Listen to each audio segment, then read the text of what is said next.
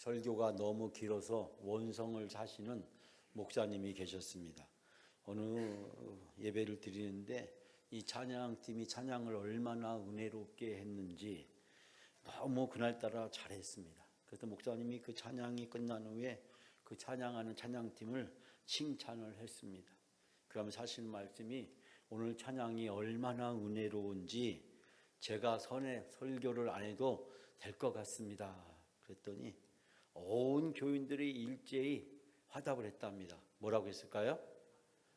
아멘 그랬답니다. 그러자 목사님께서 내가 설교를 해야 될지 말아야 될지, 오늘 우리 찬양팀 은혜 많이 받으셨죠? 제가 설교를 해야 됩니까 말아야 됩니까? 저도 고민이 많습니다. 오늘 본문을 이 교회적 정과에 나오는 본문인데, 이 본문은 제가 정한 게 아니고 이 본문 3년에 따라서 성경 전체를 설교할 수 있도록 이 교회적 정과에서 추천하는 말씀이 오늘 본문의 말씀입니다. 제가 주일날 오전과 수요 예배는 그 교회력에 따라서 설교하려고 노력을 하는데, 여러분이 이 본문을 읽는 순간에 본문의 서론, 본론, 결론, 오늘 목사님이 무슨 얘기 할지 우리 다 알아요. 우리 여전대 헌신예배 때마다 들었고 종종 그 설교 너무 들어서 우리는 결론까지 다 꿰뚫고 있어요. 목사님 빨리 끝내시고 집에나 보내주시죠. 여러분 표정에 그 속마음이 써 있는 것 같아. 성문이 써 있는 것 같아요. 빨리 끝내시죠 하는 그 마음이요. 목사는 이럴 때 굉장히 고민스럽습니다. 설교를 어떻게 해야 될지. 여러분 오늘 본문의 말씀 우리가 아다시피 이 선한 사마리아 사람과 비유와 함께 유일하게 누가복음에만 기록되어 있습니다. 이 누가는 아다시피 의사였고 이방인 상대로 쓰여진 복음서였습니다. 그러니까 누가의 관점은 이 정통 유대인의 관점이 아니기 때문에 다른 복음서와는 다르게 접근하고 있고 또 다른 이야기들을 소개합니다. 다른 복음서에 없는 선한 사마리아 사람의 비유나 오늘 바로 이 이야기를 소개하고 있습니다. 저는 이 이야기를 통해서 오늘의 현대교회에서 필요한 참된 교인은 누구인가, 오늘 현대교회에서 필요한 참된 교인은 누구인가 라는 이야기를 질문을 던져보고 싶습니다. 먼저 저는 이 본문의 말씀에서 상황 세 가지를 먼저 얘기하고 싶은데요. 첫 번째 상황은 나사로의 마르다의 마리아의 집에 가신 예수님입니다. 오늘 38절을 보니까 이 마르다라고 이름하는 한 여자가 자기 집으로 예수님을 영접했다라고 이야기하고 있습니다.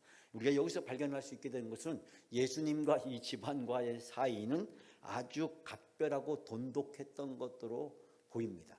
그러니까 전혀 처음 방문하는 것이 아니고 처음 만나는 사람도 아니고, 우리 아시피 여러 가지 사연으로 예수님과 얽혀 있는 것을 보게 됩니다.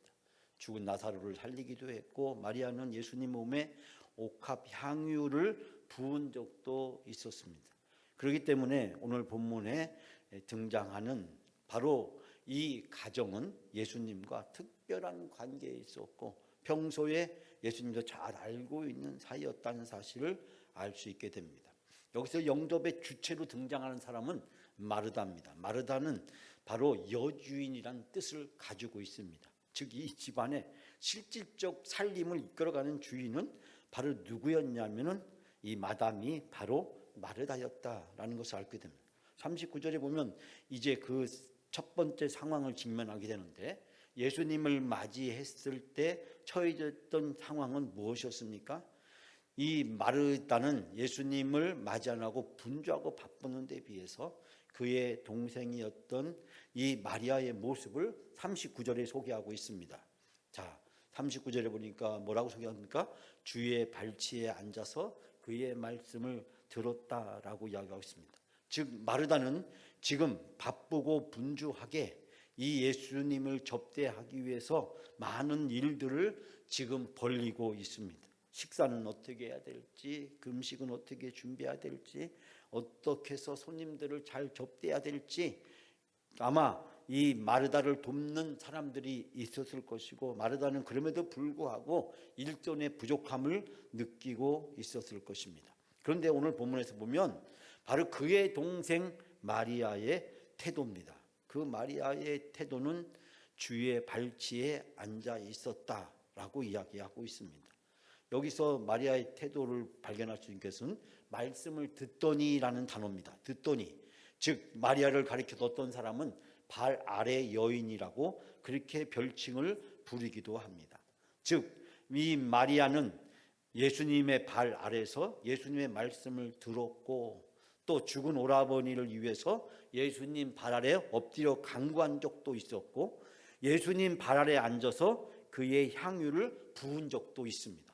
자, 이렇게 따져보니까 이 마리아와 그리고 이 본문에서 주의 발치에 앉았다라는 표현은 이 마리아에게는 처음 있었던 일이 아니라 그의 인생에 있어서 예수님과의 만남에서 중요한 신앙의 고백이었고, 예수님과의 만남을 표현하는 방식이었다는 사실을 발견하게 됩니다.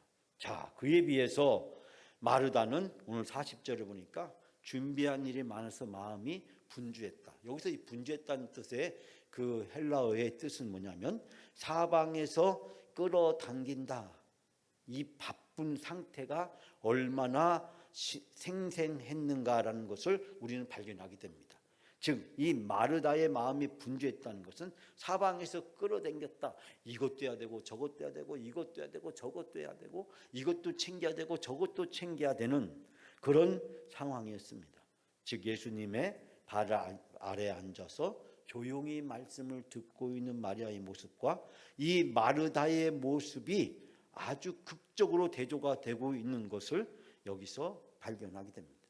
예수님을 맞이하면서 마리아와 마르다의 상반된 태도의 모습이 첫 번째 상황입니다.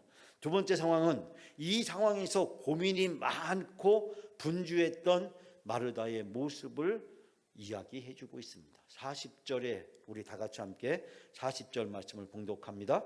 예수께 나와 40절 다 같이 함께 봉독합니다. 시작. 예.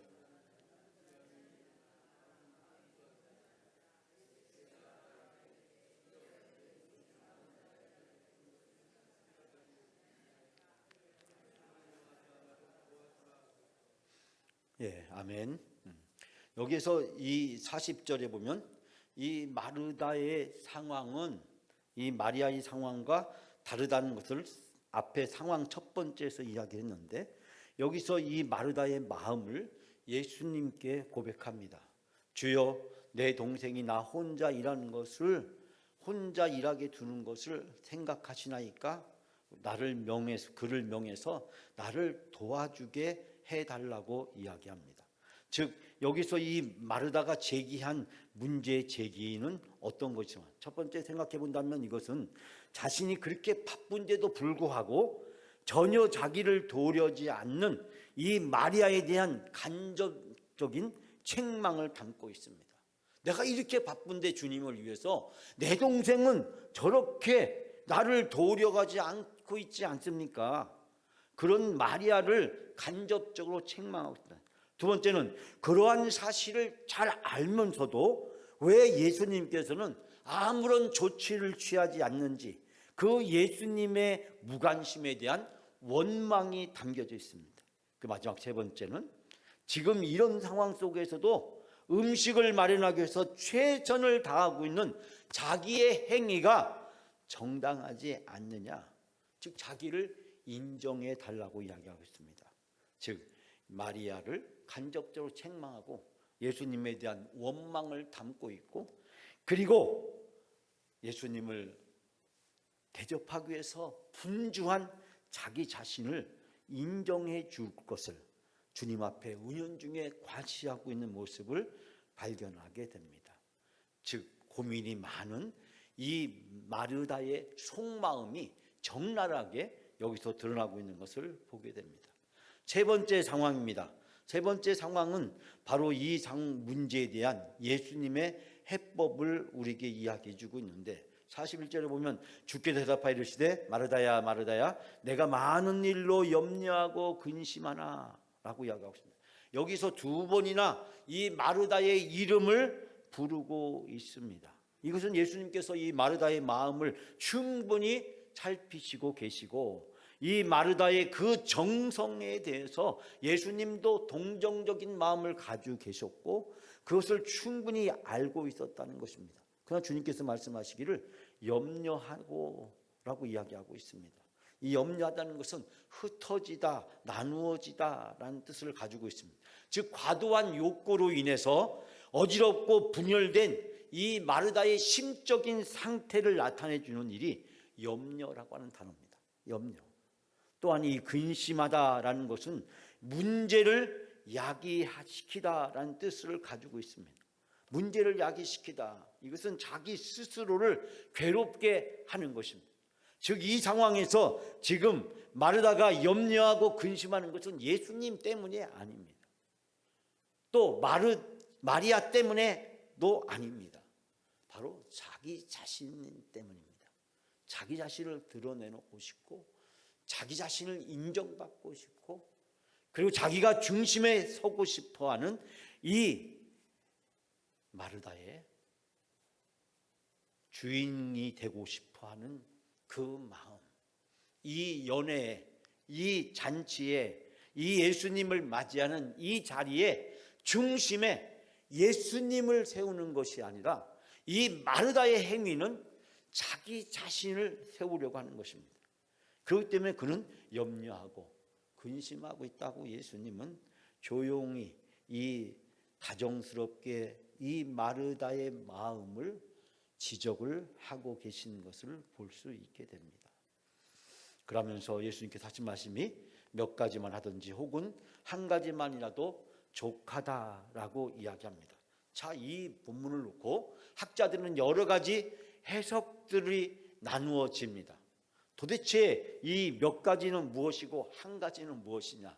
여러분에게 물어본다면 자, 여러분은 뭐라고 대답할까요? 몇 가지는 뭘 얘기하는 걸까요? 음식을 얘기하는 걸까요? 아니면 이 마르다의 분주한 마음을 이야기하는 것일까요? 학자들은 이걸 가지고 어떤 학자들은 그렇게 주장합니다. 음식을 너무 많이 준비해서 그래서 자기의 능력을 과시하고 싶고 인정받고 싶어하는 그 마르다의 그 음식의 수를 이야기하는 것이다. 그래서 너무나 많은 음식을 차리는 것이 중요한 것이 아니라 음식 한 가지만이라도 차리는 것이 중요하다라고 이야기하는 학자들도 있고 또 어떤 학자들은 뭐라고 했냐면 전자는 물질적인 것, 후자는 영적인 것이다. 예수님께서는 몇 가지만 하든지 즉 물질적인 것보다는 영적인 것에 대해서 더 관심을 가지시고 더 원하셨다라는 것을 이야기합니다. 어쨌든 이 본문을 해석하는 데 있어서 어떤 견해를 따르든지 중요한 것은 지금 이 상황 속에서 이 마르다의 모습이 적나라하게 드러나고 있다는 것입니다. 이 본문의 초점은 어떻게 보면 이 마리아보다는 마르다의 초점이 맞춰져 있는 것을 보게 됩니다.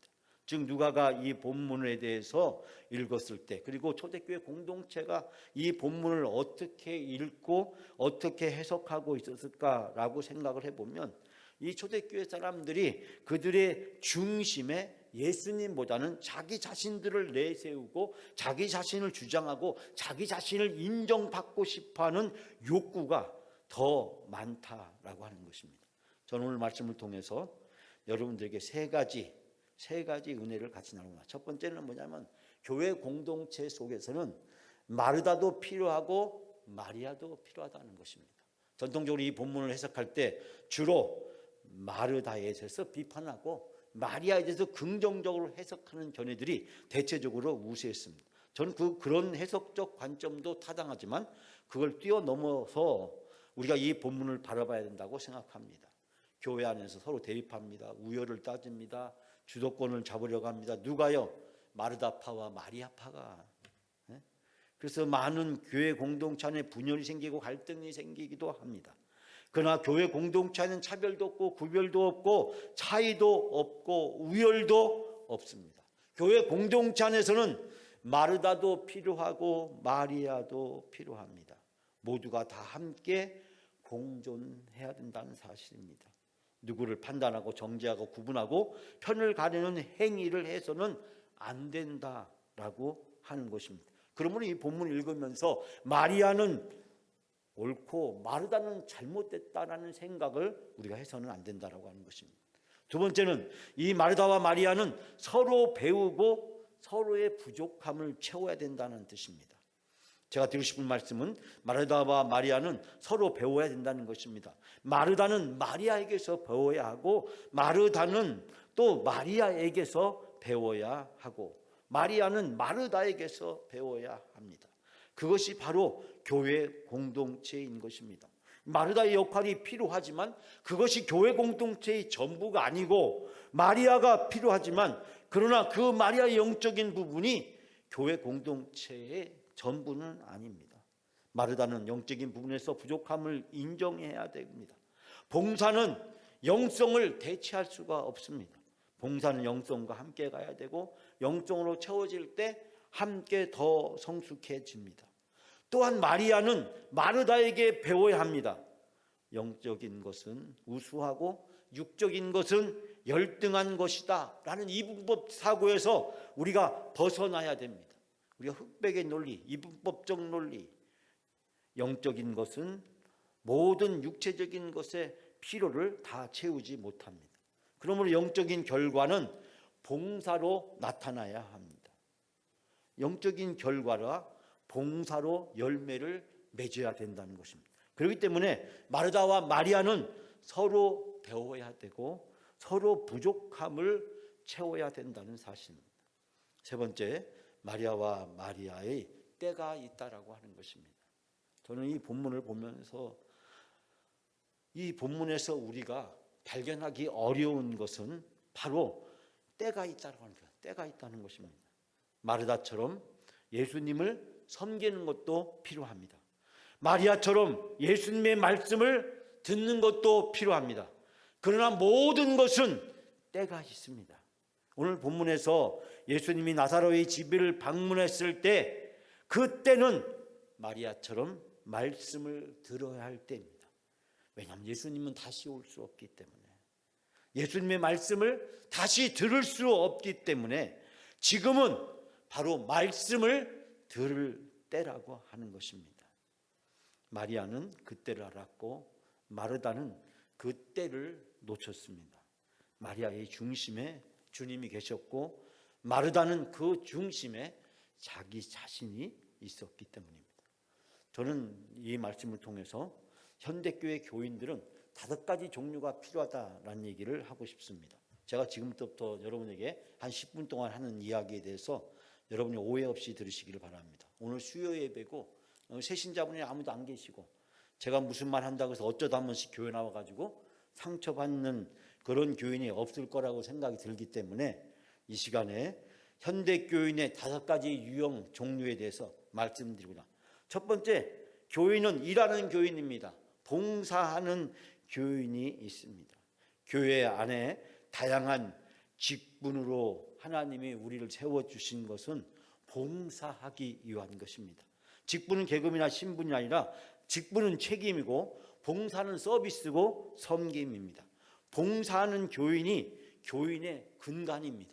그러므로 교회 안에 우리가 집사로, 권사로, 장로로, 전도사로, 목사로 이런 모든 직분들은 하나님께서 우리들에게 봉사하라고 주신 것이지 그것이 봉사하지 않는다면 그 직분의 의미는 아무것도 없는 것이고 그 직분은 오히려 짐이 되는 것이고 그 직분은 오히려 책망의 대상으로 전락해버리는 것입니다. 내가 직분에 걸맞게 그 사명을 감당하지 못한다고 한다면 그것을 서비스하고 섬기고 봉사하지 않는다면 그것은 축복이고 멸관이고 상급이 아니라 오히려 책망의 대상이 된다는 것입니다. 교회 안에 일하는 교인이 있습니다. 두 번째는 헌금하는 교인이 있습니다. 헌금하는 교인. 성경에 헌금에 대한 책임을 강조하고 있습니다. 교인은 당연히 헌금해야 될 의무가 있기도 하고 또 헌금을 통해서 교회 운영에 대해서 교인들은 책임을 져야 됩니다. 그런데 제가 서울에서 목회를 하면서 목회자들끼리 만나서 늘 가끔 하는 이야기, 또 세미나를 가면서 하는 이야기, 교인들이 헌금을 어떻게 하는지에 대해서 이야기들을 함께 나누기도 합니다. 교인들의 헌금은 나이와 직업에 따라서 달라집니다.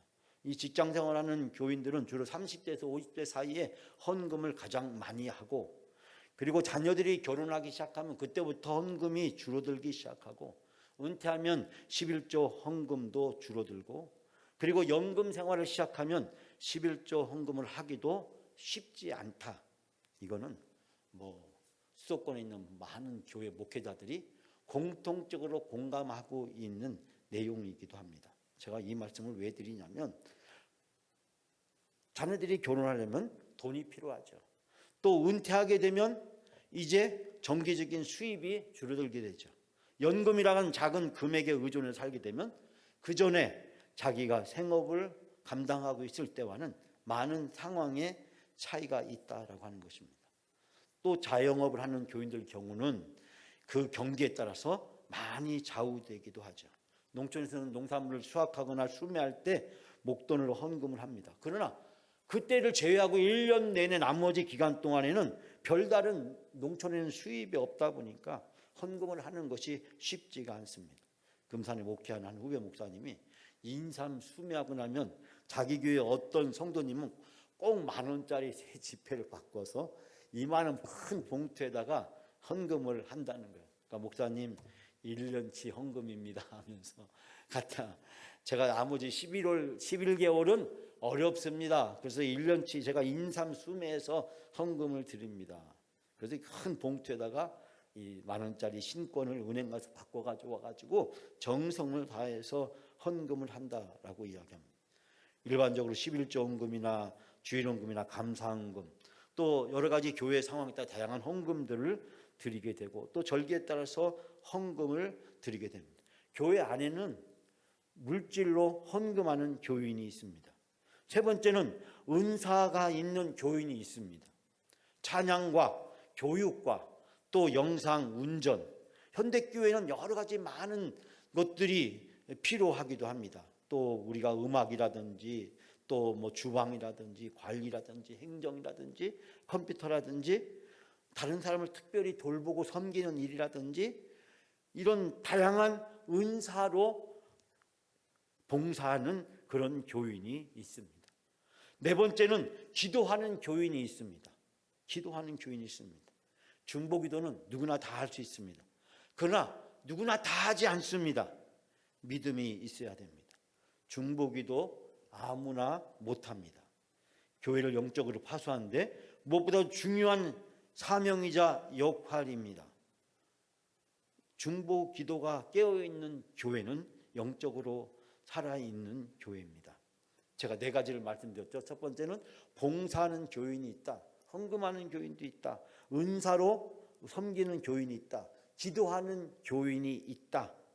근데 여러분, 이 4가지 말고 또 한 종류의 교인이 있다라는 것을 저는 제가 목회를 하면서 발견을 했습니다. 제가 다른 분한테 이 이야기를 듣지 못했기 때문에 다른 분의 책에서도 제가 읽은 적이 없습니다. 그러나 제가 목회를 하면서 제가 발견하는 것은 바로 이 5번째 교인이 있다라고 하는 것입니다. 저는 이 교인을 별칭을 붙였는데 자리교인, 참석하는 교인입니다.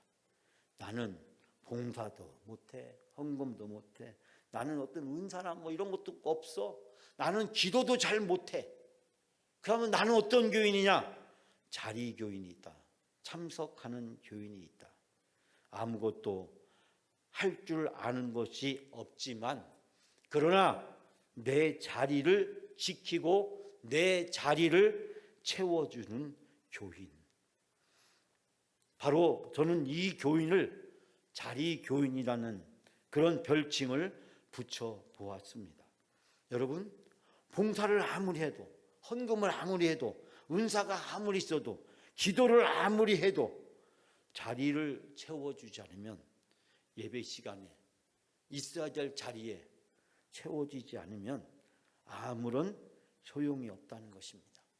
봉사를 많이 해서 준비를 다 해놨는데 또 여러 가지 은사로 모든 것들을 잘 꾸려놨는데, 헌금을 해서 필요한 모든 것들을 채워놨는데, 또 기도를 많이 했는데 정작 그 자리에 참석해야 될 사람이 없다고 한다면, 여러분, 봉사나 헌금이나 또 은사나 기도가 무슨 소용이 있겠는가라는 생각을 해보게 됩니다. 여러분, 이 참석하는 이 자리 교인은 누구나 다 될 수 있습니다. 또 누구나 다 되어야 됩니다. 우리가 이 교인이 되지 않으면 소용이 없다라고 하는 것입니다. 교인들이 자기 역할이 마쳤을 때 나는 봉사를 다 했어. 그리고 나서 내가 해야 될 역할이 있다면 자리 교인의 역할을 해야 되고, 나는 은사로 잘 섬겼어. 그럼 그 다음에 내가 해야 될 일이 있다면 바로 자리 교인이 해야 되고, 나는 기도를 많이 했어. 그렇다고 한다면 내가 참석 안 해도 된다는 것이 아니라 자기 역할을 다 마치면 누구나 다 자리 교인이 돼야 된다. 모든 교인은 역할에 상관없이 자리 교인이 돼야 된다. 제가 수일에서 목회할 때 지금도 잃어버리지 않는 할머니 한 분이 계십니다. 그 할머니는 제가 4교구, 5교구 중에서 4교구를 담당하고 청년부를 담당했는데, 그 4교구에 이봉임이라는 할머니 집사님입니다. 이 할머니는 중국집 주방장인 아들과 함께 어렵게 살고 있습니다. 그런데 이 할머니는 나이가 거의 80이 다 되었는데 귀가 먹었어요.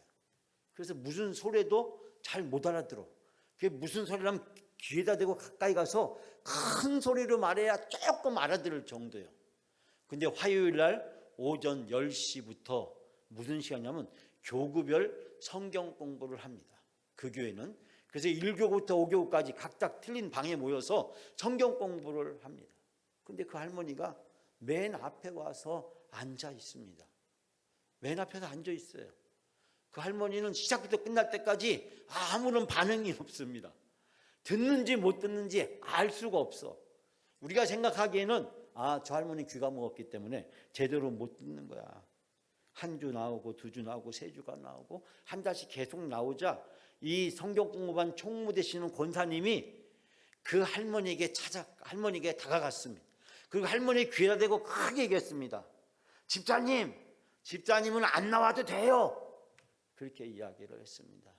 가자 그 집사님이 귀에다 대고 크게 하니까 그 소리가 무슨 소리인지 들렸잖아요. 뭐라고? 그러면서 할머니가 뭐라고 했냐면, 앉아있는 것도 믿으며, 앉아있는 게 믿으며 니들이 뭘 알아? 그렇게 얘기했어요. 그 말에 그 자리에 있던 모든 사람들이 큰 충격을 받았어요. 저 할머니가 어떻게 저런 말을 할 수 있을까? 앉아있는 게 믿음이라니. 앉아있는 게 믿음이라니. 그래서 내가 지금 목사님 말을 무슨 말인지 못 알아들어도 내가 지금 여기 와서 앉아있다라는 이야기입니다. 제가 지난번에 5월달에 갔을 때도 그 할머니 생각이 떠오르더라고요. 교회 올라가는 쪽 좌측에 그 뒤에 있는 연립 그 어느 쪽에서 그 할머니가 살고 있었기 때문에 올라가면서 그 할머니 모습이 떠올랐습니다. 저는 그 할머니가 바로 자리 교인이다라는 생각을 해보게 됩니다. 여러분, 교회 안에는 일하는 마르다 교인만 있는 것이 아닙니다. 또 기도하고 말씀만 사모하는 영적인 마리아 교인만 있는 것이 아닙니다. 교회 안에는 다양한 교인이 있고, 이 다양한 교인들이 또 자리교인이 되어서 서로 함께 부족한 것들을 채워주면서 서로 함께 동역하게 될 때 그 공동체는 성숙하고 온전한 공동체가 될 줄 믿습니다. 모든 사람이 모든 것을 다 잘할 수는 없고 다 감당할 수는 없어요. 봉사도 잘하고 헌금도 잘하고 은사도 있고 기도도 하고 내가 자리교인까지 될 수 있는 그런 교회는 없다라고 하는 것입니다. 아마 마르다처럼 열심히 봉사를 잘하는 교인이 있고, 마리아처럼 하나님의 말씀을 사모하고 또 기꺼이 어떤 때는 자기 옥합을 깨트리는 결단을 할 수 있는 그런 헌신하는 교인의 모습도 있습니다.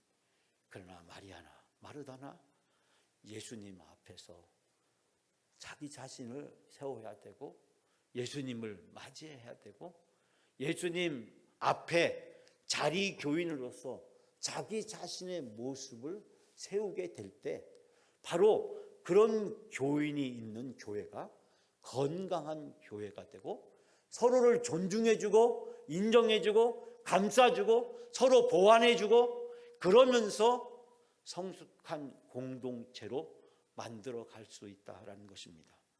우리는 이 본문을 바라다 보면서 마리아가 옳으냐 마르다가 옳으냐고 논쟁하는 것은 불필요한 일이고 이런 일로 서로 교회 안에서 경쟁하는 것은 무의미하다는 사실을 발견할 수 있게 됩니다.